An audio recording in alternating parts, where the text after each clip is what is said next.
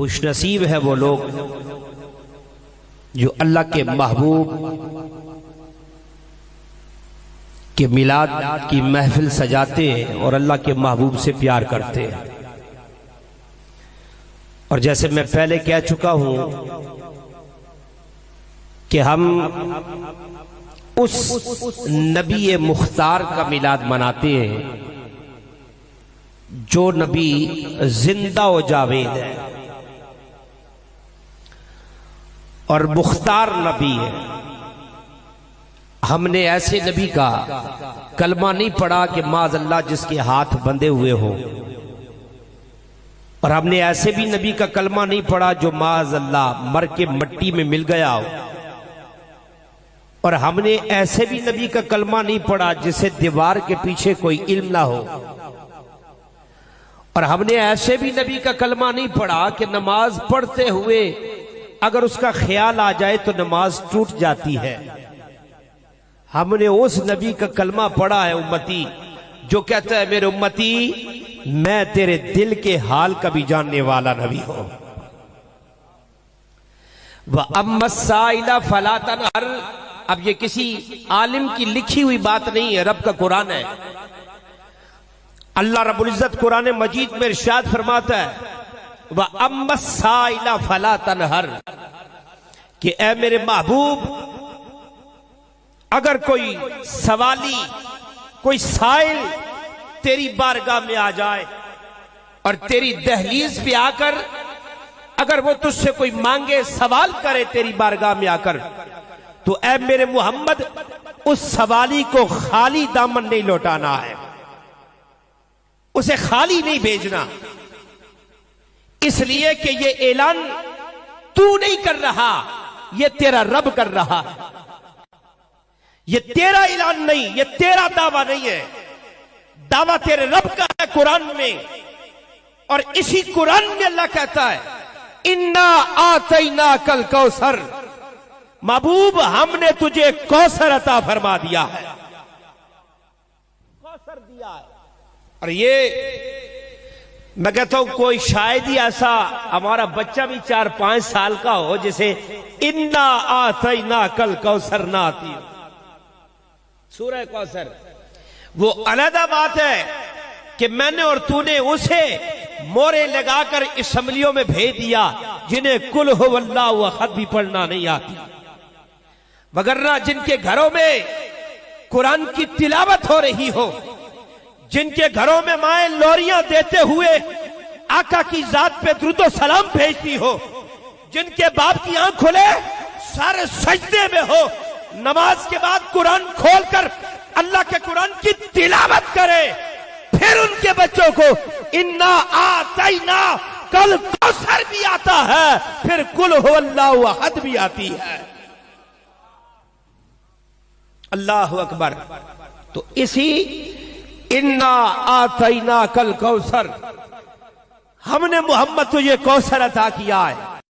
کہنے لگے مفسر قرآن اللہ نے قرآن میں کہا اِنَّا آتَيْنَاكَ الْكَوْثَرَ کہ ہم نے محمد کو کوثر دیا ہے، اس کوثر کا معنی کیا ہے؟ اس کا معنی کیا ہے؟ آپ کہتے ہیں سنو اِنَّ جَمِيعَ نِعَمِ اللَّهِ دَخَلَ فِي الْكَوْثَرِ، اللہ نے کائنات کی ساری خوبیاں سارے کمالات اس کوثر میں رکھے ہیں اور کوثر محمد کے حوالے کر دیا ہے۔ ساری خوبیاں سارے کمالات کوثر میں رکھے ہیں اور کوثر محمد کے حوالے کر دیا ہے۔ کہا محبوب اب اگر کوئی منگتا کوئی سوالی تیری بارگاہ میں آ جاتا ہے اور آ کر تجھ سے علم کی خیرات مانگتا ہے، محبوب تو نے اسے علم عطا فرمانا۔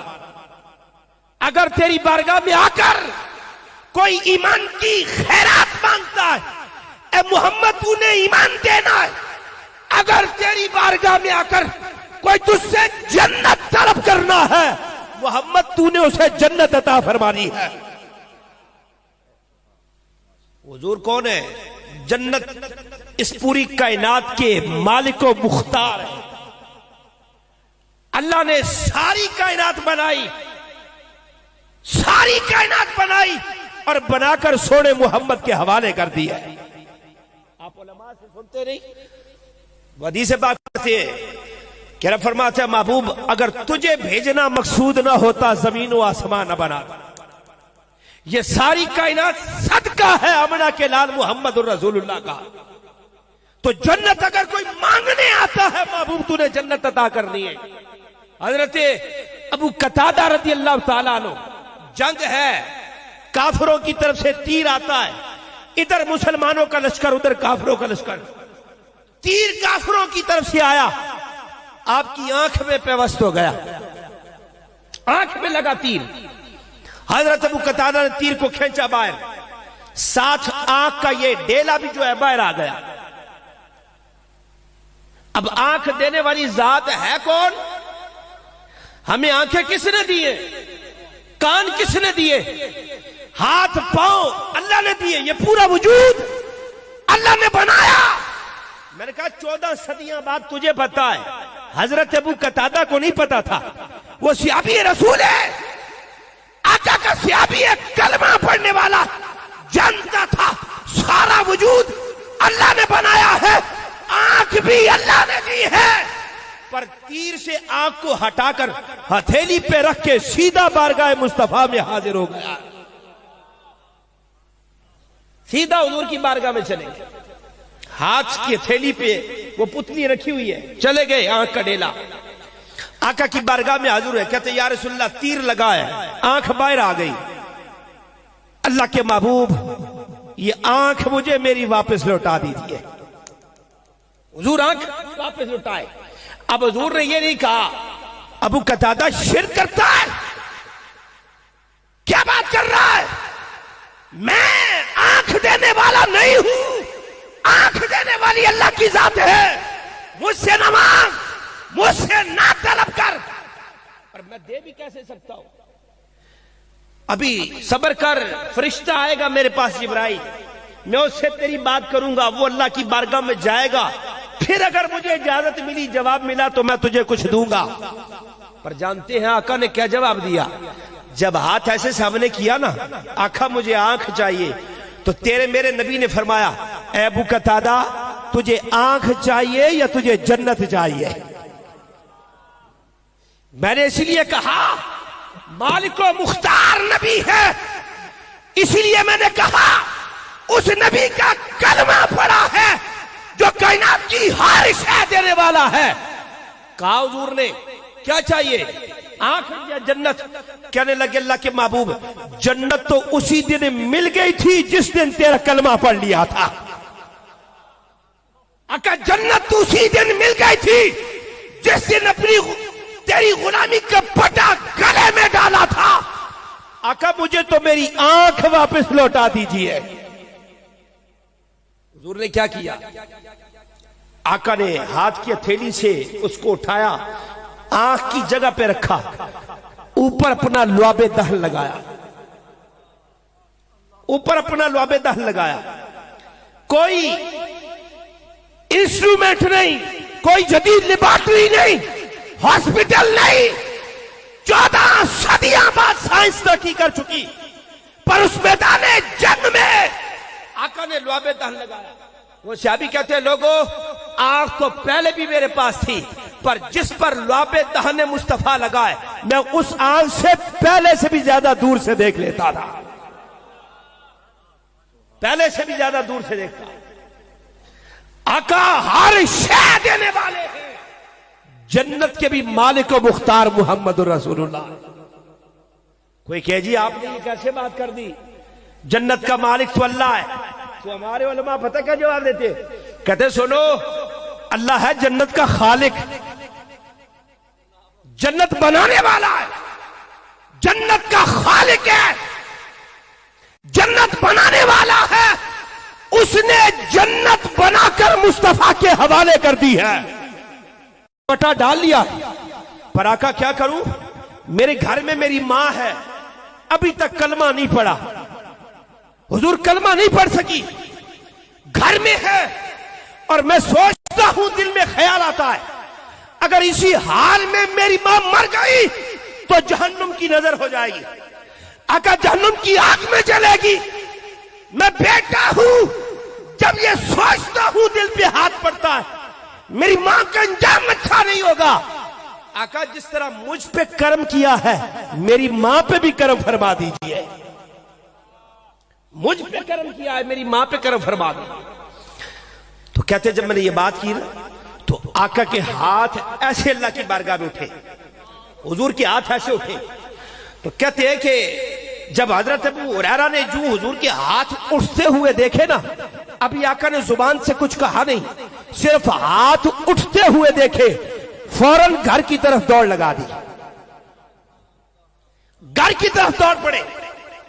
अब यहां से बंदा बाहर निकल के दौड़े, लोग रास्ते में खड़े हो, पूछते हाँ भाई क्या वजह है, क्या सबब है? अल्लामा साहब, मुफ्ती साहब, चौधरी साहब, मलक साहब, राजा साहब, अब क्यों दौड़ रहे हैं? दौड़ने का सबब क्या है, वजह क्या है? सहाबा ने रोक लिया अबू हुरैरा को। अबू हुरैरा, दौड़ने का सबब नजर नहीं आता, वजह क्या है, क्यों दौड़ रहा है? कहते सुनो दोस्तों, आज देखना चाहता हूं कि मैं पहले घर में पहुंचता हूं या दुआए मुस्तफा घर में पहले पहुंचती है। मैं पहले घर में पहुंचता हूं या दुआए मुस्तफा। कहते मैं घर में क्या, आगे अल्लाह ने मां को ईमान की दौलत अता फरमा दी। मैंने कहा हम बेबस नबी का कलमा नहीं पढ़ते, हम हाजिर और नाजिर नबी का कलमा पढ़ते हैं।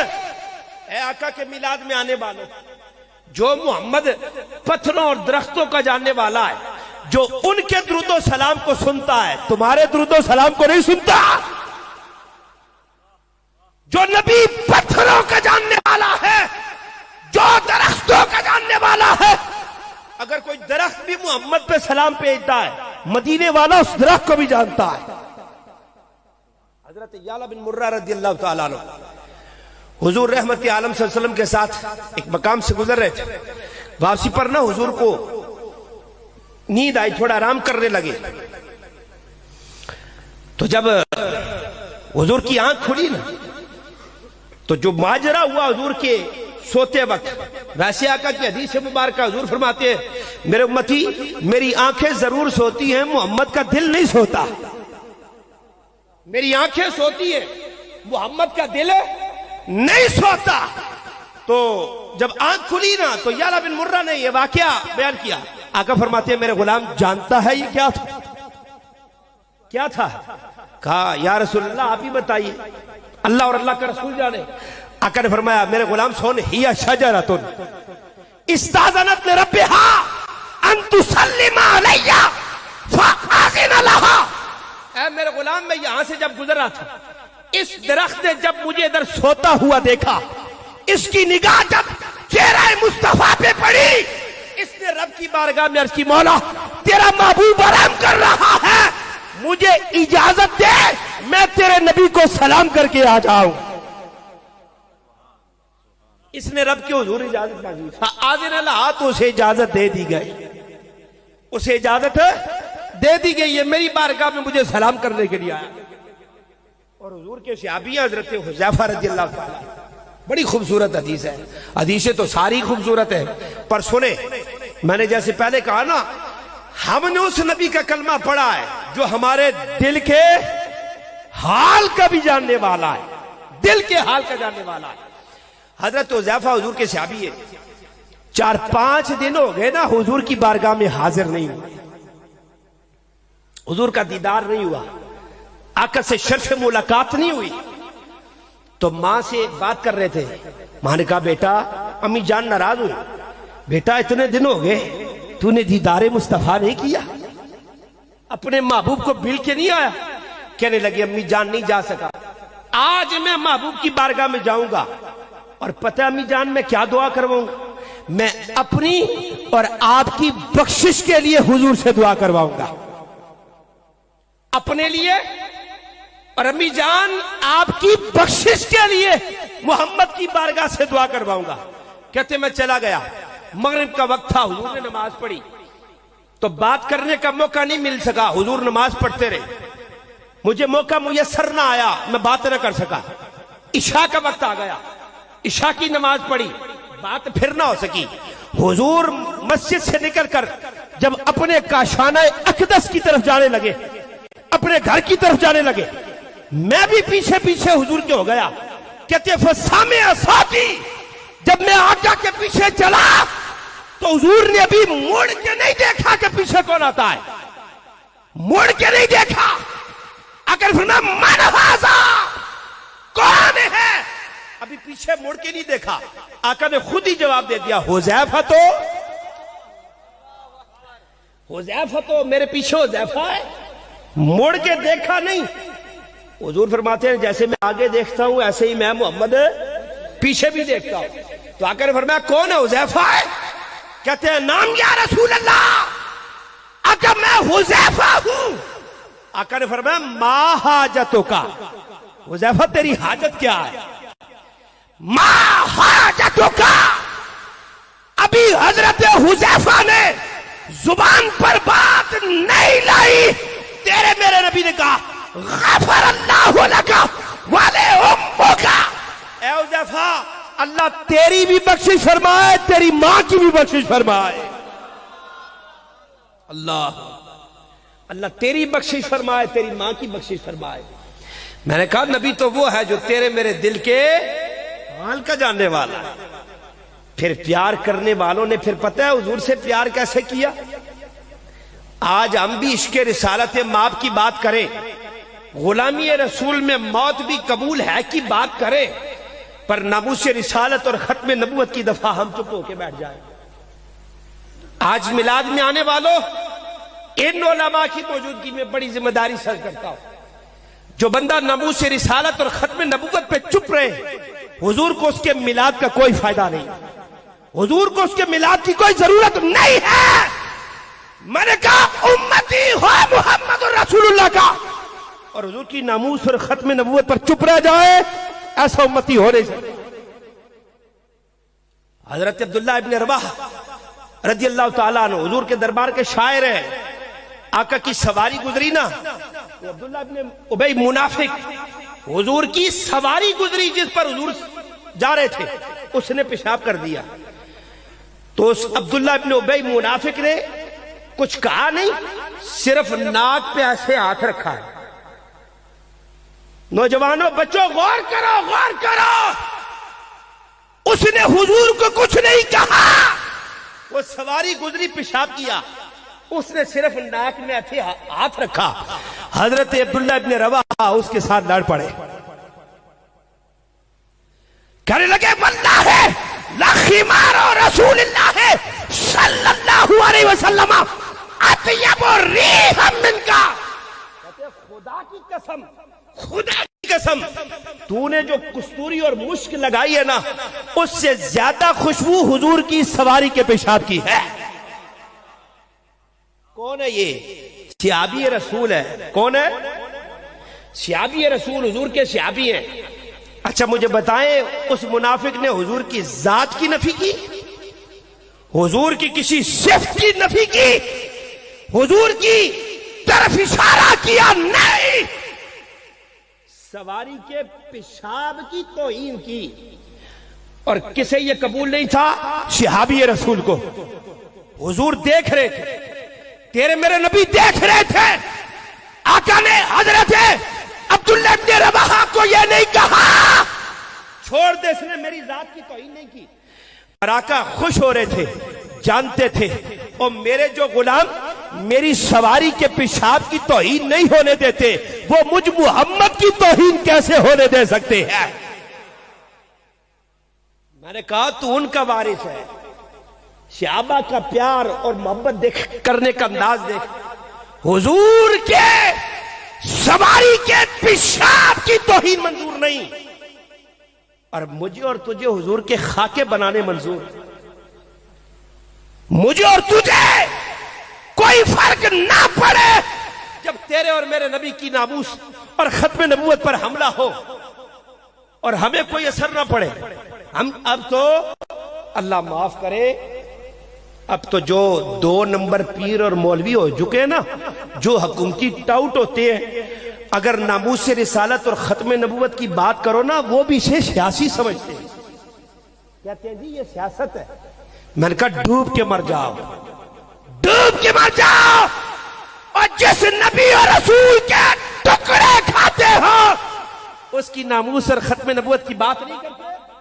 بندہ اس وقت تک مومن نہیں ہو سکتا جب تک ختم نبوت کا پہرے دار نہیں بن جاتا ہے, جب تک ناموس رسالت کا پہرے دار نہیں بن جاتا. میں کہتا ہوں جتنے مرضی میلاد کرا لو, جتنے مرضی یاریاں کرا لو, جتنے مرضی ذکر حسین کی محفلیں منا لو, اگر حضور کی ناموس اور ختم نبوت پہ چپ رہو گے اللہ کو ایسے میلاد کی ضرورت نہیں ہے. میں کہتا ہوں وہ کون بدبخت مسلمان ہے, وہ کوئی ہے جو حضور کی ناموس اور ختم نبوت پہ چپ رہے. آج ہمارے ماں باپ کے بارے میں کوئی بات کرے ہم بازو اٹھا کر اس کے گریبان کی طرف آ جاتے ہیں. تیری جرت کیسے ہوئی میرے ماں باپ کے بارے میں بات کرنے کی, اور تو نے اس نبی کا کلمہ پڑھا ہے جو تیرا نبی کہتا ہے. تو اس وقت تک مومن نہیں ہو سکتا جب تک اپنے ماں باپ, اپنی اولاد, اپنی جان اور اپنے مال سے بڑھ کر محمد سے پیار نہیں کر لیتا ہے. اس وقت تک مومن نہیں ہو سکتا ہے. تو کیا تھی بات؟ صرف حضور کی نسبت کی تھی کہ اس سواری کو نسبت کس کے ساتھ تھی؟ حضور کی. تو ہم تو اہل سنت ہے, ہم نسبتوں والے لوگ ہیں, نسبتوں والے.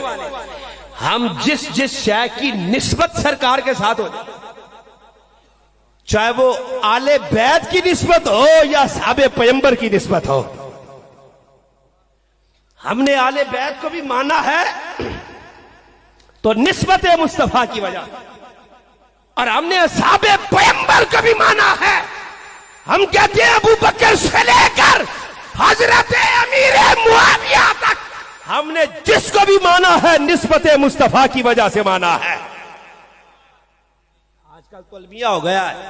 میں نے کہا کچھ بدبخت ایسے بھی آگے ہیں جو تیرے میرے نبی کو کہتے ہیں کہ حضور فلاں کے لنگر پہ پلتے رہے, حضور فلاں کے لنگر پہ پلتے رہے. میں نے کہا ظالم تو کس طرف جا رہا ہے؟ احمد رضا کو نہیں دیکھتا؟ لا ورب العرش, جس کو جو ملا ان کے در سے ملا. لا ورب العرش, جس کو جو ملا ان سے ملا. بٹتی ہے کونین میں نعمت, جس کو جو ملا ہے حضور کے در سے ملا ہے, حضور کی بارگاہ سے ملا ہے. جس شے کی نسبت حضور کے ساتھ ہو جائے اس پر احترام ہمارے اوپر فرض ہو جاتا ہے. حضور کے شادی ہوئے, آقا کے ہاتھ میں ایک چھڑی تھی, چھڑی لکڑی. تو حضور سے کہنے لگے یا رسول اللہ یہ چھڑی مجھے عطا فرما دی. حضور نے وہ لکڑی چھڑی عطا فرما دی. گھر آئے نا, گھر والوں کو آ کر نصیحت کی, جب میں مر جاؤں نا اس چھڑی کو میرے ساتھ کفن میں دفن کر دینا ہے, میرے ساتھ دفن کر دینا. موت کا وقت آ گیا, فوت ہو گئے, کفنا دیا. جب وہ رکھنے کا وقت آیا بعضوں نے کہا کہ کفن میں تو کسی اور شے کو رکھا نہیں جا سکتا, اس کو مت رکھو. لیکن صحابہ نے کہا سنو یہ کوئی عام لکڑی نہیں ہے, اس لکڑی کو دست مصطفیٰ نے چھوا ہے, اس کو حضور کے ہاتھوں میں چھوا ہے. جانتے تھے کہ یہ کوئی عام نہیں ہے, اس کی نسبت محمد الرسول اللہ کے ساتھ ہے. حضرت عبداللہ بن زید رضی اللہ تعالیٰ عنہ حضور کے صحابی حال چرا رہے تھے کھیتوں میں. کسی نے آ کر خبر دی کسی نے کہ حضور کا وصال ہو گیا, آقا کا اس دنیا سے وصال ہو گیا, خبر آ کر دی. اسی وقت جانتے ہیں اللہ کی بارگاہ میں ہاتھ اٹھائے, دعا مانگ, اللہم زب بصری حتی لا ارا بعدی حبیبی محمد. الہی میری نظریں لے جا, میری بصارت لے جا, ان آنکھوں نے محمد کو دیکھا ہے, اب حضور کے بعد مجھے کسی کو دیکھنے کی جستجو باقی ہی نہیں ہے, میں کسی اور کو دیکھنا نہیں چاہتا. ایک نظر حضور کو دیکھ لیتا ہے نا پھر حضور کا ہو جاتا ہے. حضرت عائشہ صدیقہ رضی اللہ تعالی عنہا قرآن پاک کی تلاوت کر رہی ہیں, سورہ یوسف کی تلاوت کر رہی ہیں. حضور داخل ہوئے نا تو آقا سے کہنے لگی، حضور سے عرض کرنے لگی، یا رسول اللہ صلی اللہ علیہ وسلم، حضور حضرت یوسف اتنے حسین تھے، اتنے خوبصورت تھے، سورہ یوسف کی تلاوت کری تھی۔ تو آقا جب مسکرائے نا تو حضرت عائشہ حضور کے مسکراہٹ کو دیکھ کر بے ہوش ہو گئی، دیکھ کر بے ہوش ہو گئی۔ جب ہوش آیا آقا نے کہا، عائشہ حضرت یوسف حسین تھے، خوبصورت تھے، پر اللہ نے تیرے نبی پر 70,000 پردے ڈال کے بھیجا ہے۔ ابھی تو میں نے ایک پردہ ہٹایا ہے، ابھی ایک پردہ ہٹایا ہے۔ عائشہ تو بے ہوش ہوئی ہے، اگر ایک اور ہٹا دوں ساری دنیا بے ہوش ہو جائے۔ خدا کی قدرت نے ڈال رکھے ہیں تجھ پہ 70,000 پر 70,000 پردے ڈال کے بھیجا، ابھی ایک ہٹایا ہے تو بے ہوش ہوئی، ایک اور ہٹا دوں ساری دنیا بے ہوش ہو جائے۔ حضرت یوسف علیہ السلام کو دیکھ کر نا مصر کی عورتوں نے، آپ ان علماء سے سنتے ہیں، مصر کی عورتوں کے سامنے حضرت یوسف علیہ السلام کا چہرہ انور آیا، ان کے ہاتھوں میں سیب دیا گیا، سیب، اور ایک ہاتھ میں چھری تھی۔ تو وہ بے دھیانی میں حضرت یوسف کے چہرے کو دیکھا نا تو بے دھیانی میں سیب کاٹنے کے بجائے اپنی انگلیوں کو کاٹ لیا۔ ایسا ہی ہے نا، سنا نا آپ نے علماء سے، جان بوجھ کر نہیں، بے دہانی میں چہرہ یوسف کو دیکھتے ہوئے بے دہانی میں اپنی انگلیاں کاٹی ہے۔ وہ ذات یوسف ہے، ادھر ذات مصطفیٰ ہے۔ جب حضور کی باری آئی تو پھر کہنے والے نے کہا کہ حسن یوسف پہ کٹی مصر میں انگشت زنا سر کٹاتے ہیں تیرے نام پہ مردان عرب۔ حضرت یوسف کے حسن کو دیکھ کر بے دھیانی میں عورتوں نے انگلیاں کٹائی ہیں، پر اے محمد تیرے نام پر تو عرب کے لوگ اپنی گردنیں کٹا دیتے ہیں۔ کٹائی کہ نہیں کٹائی؟ ملک ممتاز حسین قادری نے، میں دور کی بات نہیں کرتا۔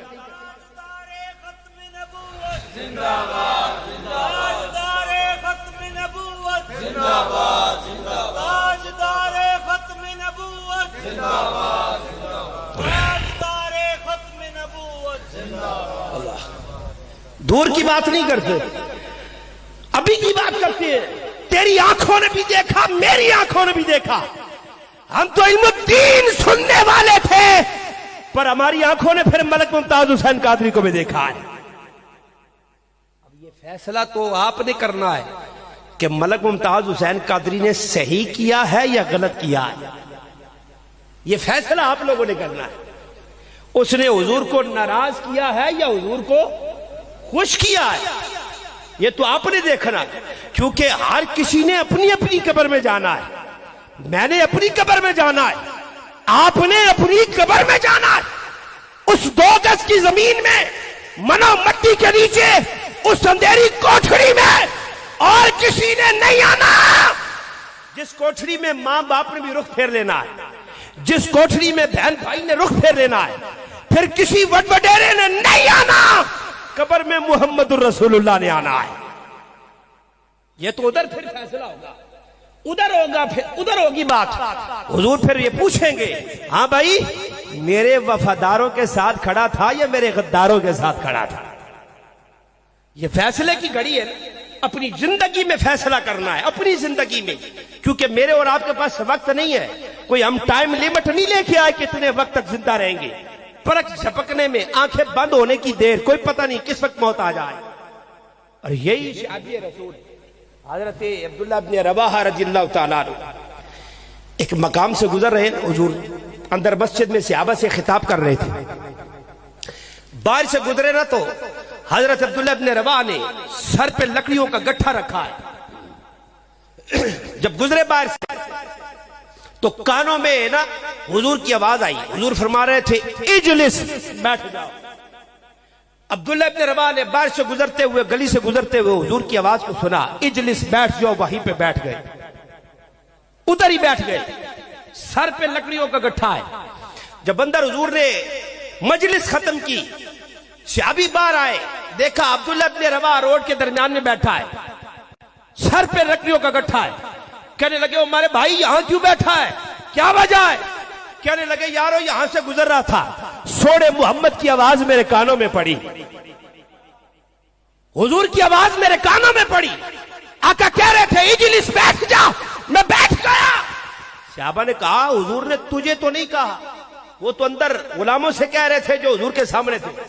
کہنے لگے بے شک میرے کانوں نے حضور کی آواز کو تو سنا ہے نا, محمد کی آواز کو سنا ہے, اس لیے میں بیٹھ گیا. انہوں نے کہا اچھا بیٹھنا ہی تھا تو یہ لکڑیوں کا اتنا وزن اٹھائے کیوں بیٹھا ہے, اس کو تو اتار کر سائڈ پہ رکھ دیتا. کہنے لگے ایک لمحے کے لیے دل میں خیال آیا, پر پھر سوچا اگر اس کو اتارتے ہوئے دیر ہو گئی اور اتارتے وقت مجھے موت آ گئی, قیامت کے دن اللہ نے پوچھ لیا اے عبداللہ ابن رواحہ میرے محمد کی آواز کو سنا, اس کا حکم پورے کرنے میں اتنی دیر کس وجہ سے لگا دی تھی؟ اگر لکڑیاں اتارتے اتارتے مجھے موت آ گئی تو حضور کے حکم پر عمل نہ ہو سکا تو رب کی بارگاہ میں کیا جواب دوں؟ میں نے کہا وہ صحابی ہو, اسے اس بات کا خیال ہو, اور تجھے مجھے نہ ہو کہ محمد عربی کو کیا جواب دے گی. آج ہم نے بڑا آسان بنا رکھا ہے اس کام کو, کیا جی بس ایک دو نعتیں سنیں گے, ہاتھ ہلائیں گے, ایسے کریں گے اور بس ہماری چھٹی ہوگی اور ہمارا فرض پورا ہو گیا. ایسے نہیں ہے. اگر نمازیں پڑھ پڑھ کے سجدے کر کر کے ماتھے پہ محرابی کیوں نہ بن جائے, ہر روز کعبے کا طواف ہی کیوں نہ کر لو, ہر روز زکات و صدقات ہی کیوں نہ دے لو, رمضان کے روزے ہی کیوں نہ رکھ لو, اور بیشک روز ہی کیوں نہ روزے رکھ لو, پر اگر حضور کی ناموس اور ختم نبوت کی پہرے داری نہ کی, اللہ کو ایسے سجدوں کی ضرورت نہیں ہے. نماز اچھی, روزہ اچھا, حج اچھا, زکات اچھی. شاعر کیا کہتا ہے, نماز اچھی, روزہ اچھا, حج اچھا, زکات اچھی, مگر باوجود اس کے میں مسلمان ہو نہیں سکتا کہ جب تک نہ کٹ مروں شاہ بطحا کی حرمت پر. خدا شاہد ہے کامل میرا ایمان ہو نہیں سکتا. یارو اس نبی اور رسول سے محبت کرتے ہو جو تیرے میرے دل کے حال کو بھی جانے, اور وہ نبی کہے اے میرے امتی لو تدخل شوکۃ فی رجل احدکم لوجدت علمها, امتی اگر تیرے پاؤں میں کانٹا بھی چبھتا ہے اس کی خبر بھی مجھے مدینے میں ہو جاتی ہے. تیرے پاؤں میں کانٹا چبھے, حضور کو خبر مدینے میں ہو جائے, اور تجھے حضور کے لیے کوئی احساس نہ ہو. یہ کون سی محبت ہے, یہ کون سا معیار ہے؟ ادھر تو مانتا ہے اس بات کو کہ اللہ کے نبی اور رسول پتھروں اور درختوں کے جاننے والے ہیں, تو جب محبت سے پکارتا ہے تو مدینے والا تیری پکار کو کیوں نہیں سنتا اور جانتا؟ حضور آقا, بس آخری حدیث مبارکہ عرض کرتا ہوں, حضور تاجدار کائنات بیٹھے ہوئے ہیں نا صحابہ کے جرمٹ میں, واعظ و نصیحت کر رہے ہیں. ایک بڑھیا دروازے پہ اور آ کر حضور کو اشارہ کرتی ہے, محمد ادھر آئیں میری بات سنیں. سمجھ رہے ہیں ذرا؟ آقا بیٹھے ہیں صحابہ کے جرمٹ میں, اور وہ بڑھیا دروازے پہ آئی, آ کر کہتی ہے محمد ادھر آئیں میری بات سنیں. اللہ اکبر. تو حضور نے نہیں کہا بھائی جاؤ اسے کہو بعد میں آئے, بعد میں آئے, ابھی کیا ہے میں درس دے رہا ہوں, میں واعظ و نصیحت کر رہا ہوں. آقا کو جب اس نے اشارہ کیا نا, حضور چھوڑ کر اس کے پاس چلے گئے. کافی دیر حضور کے ساتھ بات چیت کرتی تھی. آقا اس کی بات سنتے رہے, میرے تیرے نبی سنتے رہے بات. تو جب جانے لگی نا, کہنے لگی ہے محمد میں پھر آؤں گی آپ سے باتیں کروں. آقا نے یہ نہیں فرمایا ہاں بھائی رہنے دے, اب تو آئی اب نہ آنا. حضور نے فرمایا اچھا ٹھیک ہے آ جانا. تو جب واپس آئے نا پلٹ کے حضور, تو صحابہ کہنے لگے یا رسول اللہ اس بڑھیا کے ساتھ آقا اتنا آپ کا ٹائم اس نے ضائع کر دیا حضور, اور اتنی دھوپ میں آپ کھڑے رہے. آقا اسے تو مدینے میں کوئی منہ نہیں لگاتا, اسے مدینے میں کوئی پوچھتا نہیں، ایسے پھرتی رہتی ہے، اس لیے آپ کا وقت ضائع کر دیا۔ صحابہ نے جب یہ کہا، آقا نے جواب دیا، اور میرے غلاموں، اگر اسے کوئی منہ نہیں لگاتا، اگر میں محمد بھی منہ نہ لگاؤں تو اسے اور کون منہ لگائے گا؟ اگر میں بھی اسے نہ پوچھوں، اگر میں محمد اس کی دلجوئی نہ کروں تو مجھ محمد کے بغیر اس کی دلجوئی کرنے والا کون ہے؟ نبی تو سنتے ہیں، آقا سن کر دیکھیں نا، ہمارے میں جانتا نہیں ہوں، بتایا بیماری کی حالت میں بھی میلاد مصطفیٰ میں آئے، سرکار سے محبت، سرکار سے عشق، اور یہ تو محبت والوں کی بات ہے، جس کو جتنی جس سے محبت ہوتی ہے، جتنا جس کو جس سے پیار ہوتا ہے، کوئی ناموس رسالت اور ختم نبوت کے لیے نکلتا ہے، کوئی اپنے اقتدار کے لیے نکلتا ہے۔ یہ تو اپنی اپنی قسمت اور مقدر کی بات ہے کہ کوئی اقتدار کے لیے نکلے، کوئی ذات مصطفیٰ کے لیے نکلے، کوئی ذات مصطفیٰ کے لیے نکلے، کوئی کرسی چھڑ جانے کی وجہ سے نکلے۔